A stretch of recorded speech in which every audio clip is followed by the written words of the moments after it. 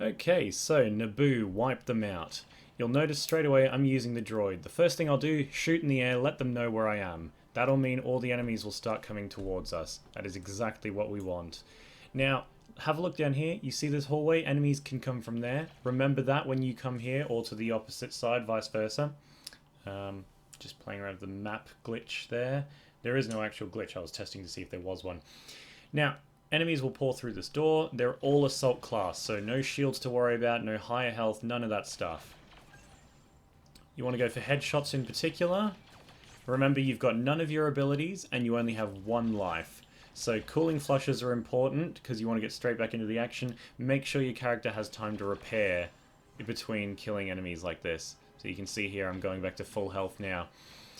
Basically, the one thing I noticed is I started panicking a lot about the time for this one. But the time's not actually that crucial. You'll notice it's actually more than enough. The enemies increase in number as you go on, so the amount of time you get back as you kill each one increases as well. So don't worry about that too much, guys, and just stay alive around this corner. Make sure you're doing your cooling flushes, and you'll be sweet.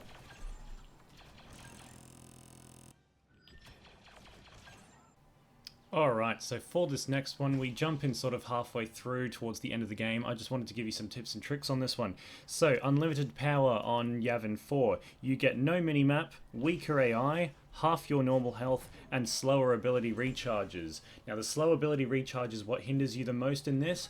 The enemy being half health is great. You also are half health, so it's a bit more of a realistic style battle. You should expect to die, and don't worry, you're allowed to die on this one. You just need to make sure that you have more reinforcements than your opposing team for the end portion of this game. Now you'll see here I get very angry about losing Vader, but I still come out on top anyway. Oh, that's bollocks. But yeah, I come out on top anyway. I decided to use the heavy. Now, sometimes it spawns you outside and you're just immediately getting shot by people, and when you've got half your health, that's not great. So using that shield and hiding behind your troops is key for this one, ensuring that you don't lose too many of said troops.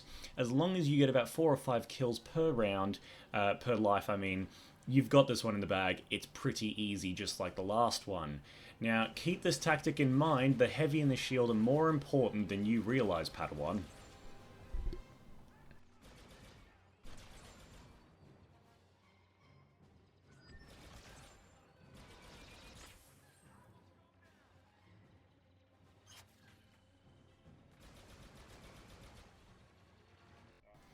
Alrighty, so up next we have Finish What You Started on Starkiller Base.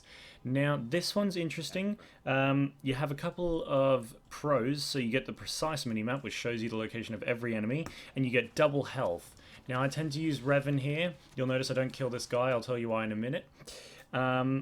You are on a last stand, so if you die, that's it, game over. Now, you get double your health. So first thing I want to say, don't worry too much about your health. The only thing you really have to be careful of is enemy heavies.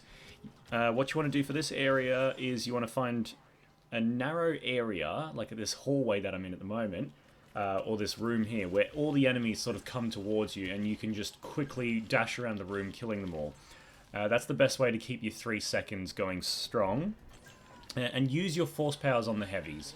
They're the real dangerous ones. Freeze them, throw them around, block their attacks and deflect them back at them. Your heavies are your arch enemy here. Now, don't worry too much about your health. Like I said, you get double your health. You don't want to waste it all, like I am here in this nice big open area that I shouldn't have gone to. Taking care of the heavies nicely there, as you can see. But yeah, don't worry too much about your health. Save it for when you're running out of enemies to kill. That's when you want to run into the open areas and find some enemies to take out and quickly finish off what you started. Alright, Sith Lords, make sure you pound them hard and give them a good lightsabering, like this guy.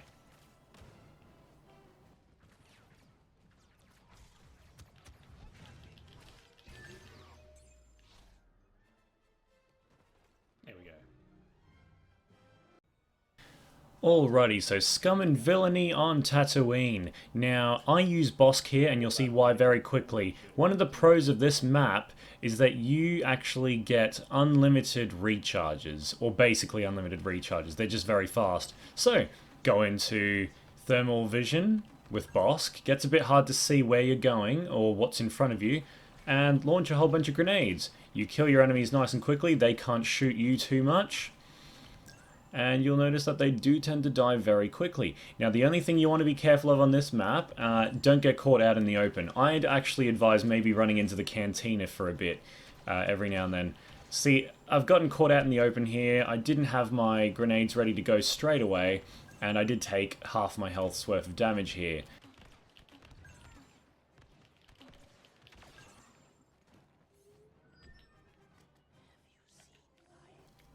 Right, now we're on Hope Cannot Save Them, where you get to use Iden Verso. Admittedly, one of my favourite of the arcade challenges, because when I figured out how easy it was to win, I couldn't believe it. So normally you'd be very tempted to just run upstairs and start blasting enemy after enemy. I realised after a while that was kind of a futile idea. I spawned in the sewers perfectly encased in cover. So, what you want to do is very simple. You wait here in cover, the enemy comes towards you, kaboom! And you make sure you get all the headshots in the world, and you're great. Now remember, you get your droid, so you have your shield, and you also have the zappy thing. I don't really use the zappy taser all that often in this map, but yeah, it's very easy to win down here. So you keep shooting, make sure you're attracting them so that time doesn't run out, and occasionally the only thing you do need to be careful of, you do have your precise radar on this one, so you'll know straight away, but enemies do tend to sneak up behind you, so what you want to do then is quickly pop your shield, go back, melee that person to death, run back into cover, and that's pretty much it. I actually finished this one so quickly I was able to fit the entire clip into this video, so enjoy watching me win this one.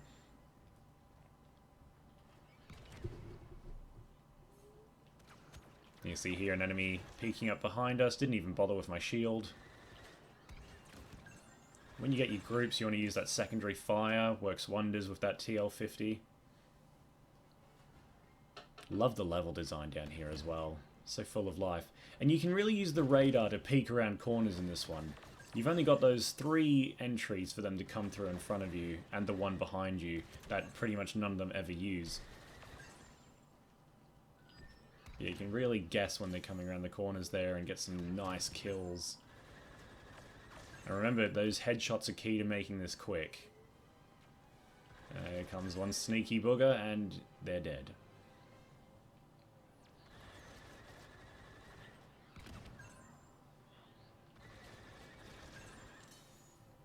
Also another thing, get used to reloading with the TL50. You do want to do that cooling flush very often because it takes a lot longer to actually do it the whole way down.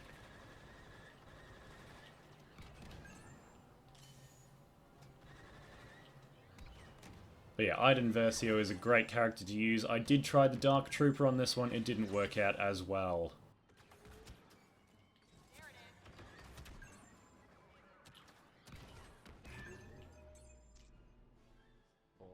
And that was it. Just as you said. Okay guys, so now it's on to Naboo, Roger Roger. Now this one was very difficult until I figured out a very simple trick. So the modifiers on this one are interesting. Your enemies take 1 hit, you only take 1 hit, and all of your allies only take 1 hit. You also have a slower recharge on your abilities, and no minimaps, so you can't see where they are before they're literally on top of you. But there's a very simple solution. With some fast reaction times and a handy shield, which by the way doesn't count as a hit, you can take out all your enemies by simply shooting at them from behind the safety of a little mini shield. Now, this isn't foolproof. You do have to cover your legs if you're out in the open. So those guys on the stairs there, they weren't a big issue, but the guys coming through this hallway to the left here, they're going to be a bit more of an issue. So I'll crouch, and that means my character model will only be able to get hit from his head, basically. Now, these clones were pretty easy, especially for what's supposed to be expert difficulty. That guy behind me had the best opportunity to kill me, but he didn't. And yeah, so that's the strategy for this one. Now, another thing I use here is the explosive sentry. Because of its splash damage, I'm actually able to kill things on the other side of that wall without actually directly hitting them, just because area of effect and, you know, they have 2 health. that makes it fairly simple to win this round. Of course, my abilities are all recharging, and at this point it wouldn't be surprising if you die. Again, you're allowed to die on this one, so don't worry if you do. Just make sure you're killing more enemies than people on your team are being killed.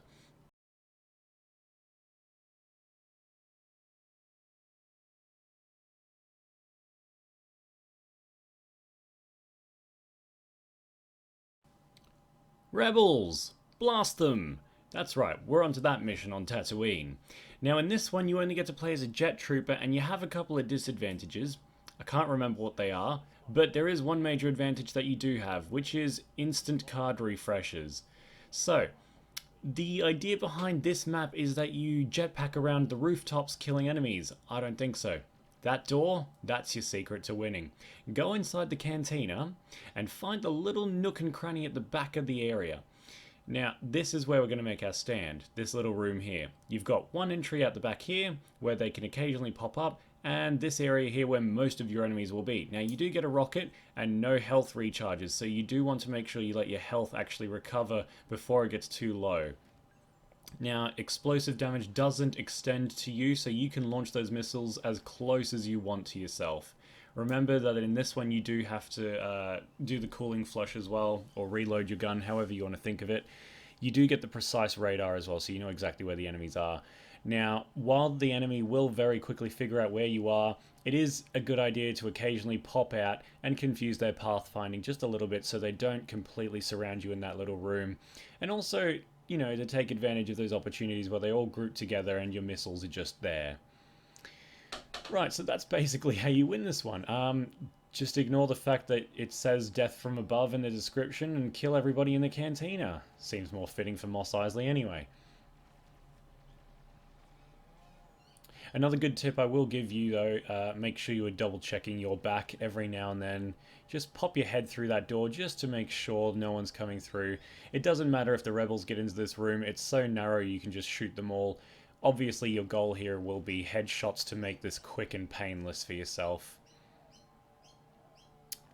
The other two abilities that the Jet Trooper has are fairly irrelevant, unfortunately, but it's okay, we have a rocket launcher, so that covers us for all eventualities. Don't worry about your time, I managed to do this pretty instantaneously. Happy hunting.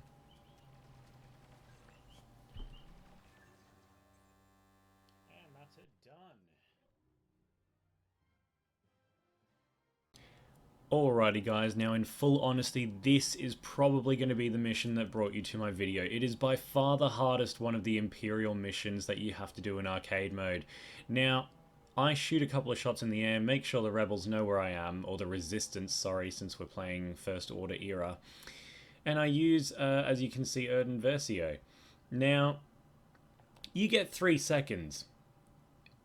You need to get consistent kills, so make sure they group around you. The only advantage you have in this mode is the fact that you are allowed to die and that momentarily pauses the clock. This is going to take you a few attempts to get right. I'm not going to lie, it will be frustrating, but this is how I did it. Now, I started as Erden Versio, lured them all out in front of the temple. That's the best way to get the size of the group that you need. Now, in this instance here, I get a couple of group kills out in Temple Courtyard, which were absolutely vital to me passing this mission. So you want to get a really nice big fat group kill, and then you want to perish. You want to die. Now, you'll notice here that that is exactly what happens to me. And then I'll explain how I won this. Now, 9 seconds on the clock seems rather impossible. I remembered their positions. And then it hit me. I can change characters. I don't have to spawn as Erden again. So, I go Darth Maul, I run out to the courtyard, get that lovely grouped up kill where all the rebels were last seen, or the resistance were last seen, sorry, and I racked up some time on that clock. Now, 15 seconds still isn't a lot. Make sure you keep those kills coming. Don't worry about dying. You are allowed to do it. If you have gotten to this point, you've basically won. But it is very difficult to get to this point. I am not going to lie. Now, I remember the group of the positions, the approximate area of where I got killed. That's where you want to run to, because you know that's where the enemy's been grouping up last. Sometimes it'll spawn you really far away, which is why it's so important to have more than 10 seconds on your clock. The reason I use Darth Maul is because of his agility. Now, he can't dodge any blaster bolts, but like I said, we can die.